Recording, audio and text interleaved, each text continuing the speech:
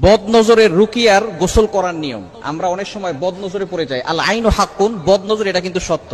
যদি কারো বদনজর লেগে যায় আপনি কিভাবে বুঝবেন এবং কিভাবে এর থেকে বাঁচবেন আজকে প্র্যাকটিক্যালি আপনাদেরকে জানিয়ে দিব এবং আমলগুলো শিখিয়ে দিব।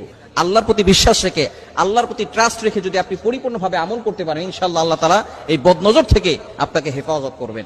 অনেক সময় দেখা যাচ্ছে সুস্থ মানুষ অসুস্থ হয়ে গেছে। আপনার ছোট বাচ্চা খুব সুন্দর করে হাসাহাসি করে, ছোট বাচ্চা খাওয়া দাওয়া ঠিক মতো করতেছে, হঠাৎ করে খাওয়া দাওয়া বন্ধ করে দিয়েছে, শরীরে শুকিয়ে যাচ্ছে, মেয়েটা কথা শুনে না, অনেকের বিয়ে হচ্ছে না, এটা বদনজরের কারণে হতে পারে। কেননা আল আইনু হাক্কুন, বদনজর এটা সত্য। নবীজি সাল্লাল্লাহু আলাইহি ওয়াসাল্লামের জামানায় কিন্তু এরকম হয়েছিল। এক সাহাবী গোসল করতেছিলেন, হঠাৎ করে তার পাশ দিয়ে আরেকজন সাহাবী যাচ্ছিলেন, সেই সময় তিনি শুধু তার দিকে তাকিয়েছেন, সাথে সাথে সে বেহুশ হয়ে পড়ে গিয়েছে। এরকম ঘটনা ঘটেছে। নবী সাল্লাল্লাহু আলাইহি ওয়াসাল্লাম জানিয়ে দিয়েছেন আল আইনু হাক্কুন, বদনজর এটা সত্য। এখন এই বদনজর যদি আপনার ভিতরে থেকে থাকে, আপনার খেতে ভালো লাগে না, অসুস্থ হয়ে যাচ্ছেন, দিন দিন শুকিয়ে যাচ্ছেন, কোনো কাজে ভালো লাগে না, ব্যবসায় লস হয়ে যাচ্ছে, বিভিন্ন ধরনের সমস্যা আমাদের ভিতরে থাকে, বিশেষ করে স্বামী স্ত্রীর ভিতরে ঝগড়া লেগে থাকে। এই বদনজর যদি আপনি কাটাতে চান, কি করবেন? আপনি প্রথমে একটা বালতি অথবা একটা পাত্র নিবেন, অথবা গামলা হলেও হয়, সেখানে আপনি পানি নিয়ে, পবিত্র পানি নিবেন, আপনি নিজে অজু করে নিবেন। অজু করে আপনি 2 হাত সেই পাত্রের ভিতরে রাখবেন, পানির ভিতরে রাখবেন। রাখার পরে আপনি 7 বার দুরূদ শরীফ পড়বেন। যে কোনো দুরূদ পড়লে হবে, তবে দুরূদ ইব্রাহিমটা পড়বেন, যেটা আমরা নামাজের ভিতরে পড়ি, এটা 7 বার পড়বেন।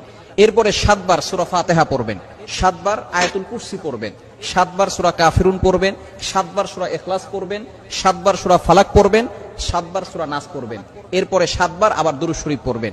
এরপরে আপনি হাতটাকে উঠিয়ে ফু দেওয়ার কোনো দরকার নাই, ওই পানি দিয়ে আপনি গোসল করে নেবেন।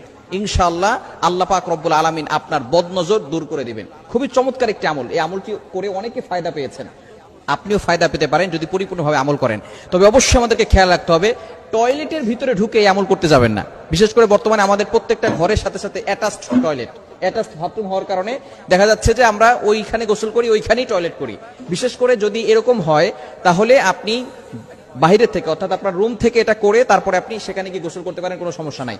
এই পানি দিয়ে গোসল করার পরে অন্য পানি দিয়েও আপনি গোসল করতে পারেন, কোনো সমস্যা হবে না। এভাবে যদি আপনি আমল করতে পারেন, অবশ্যই আপনি আল্লাহর পক্ষ থেকে উপকার পাবেন এবং কোরআনের যে একটা মর্যাদা আছে, কোরআনের যে পাওয়ার আছে, এটা আপনি সচক্ষে দেখতে পারবেন যে আল্লাহ পাক রব্বুল আলামিন আপনাকে সকল ধরনের বদনজর থেকে হেফাজত করবেন। আর আয়াতুল কুরসি, চারকুল, এগুলো 5 ওয়াক্ত নামাজের পরে আপনি পড়বেন। তাহলে কেউ ব্ল্যাক ম্যাজিক করে, জাদুটোনা করে আপনাকে কোনো ক্ষতি করতে পারবেন। অনেক সময় দেখবেন এই যে নামাজের পরে আপনি যদি আয়াতুল কুরসি না পড়েন, তাহলে কিন্তু আপনি বিপদে পড়ে যেতে পারেন। কারণ আয়াতুল কুরসি হচ্ছে জিন বলেন, ব্ল্যাক ম্যাজিক বলেন, কুফরি কালাম বলেন, সবকিছুর বড় মহা ঔষধ। সূরা বাকারার 255 নম্বর আয়াত, 3 নম্বর পারার 1 নম্বর পৃষ্ঠার 8, 9, 10, 11, 12, 13 নম্বর লাইনগুলোতে রয়েছে।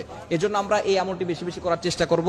5 ওয়াক্ত নামাজের পর আয়াতুল কুরসি পড়ব এবং বিশেষ করে ঘুমানোর সময় অজু করে ঘুমাবো আর আয়াতুল কুরসি, চারকুল, সূরা বাকারার শেষ 2 আয়াত, এগুলো পড়ে ঘুমালে ইনশাআল্লাহ আল্লাহ পাক রব্বুল আলামিন সকল ধরনের দুষ্ট জিন বলেন, দুষ্ট মানুষ বলেন, সকল ধরনের এই দুষ্টমি থেকে আল্লাহ তাআলা আপনাকে হেফাজত করবেন।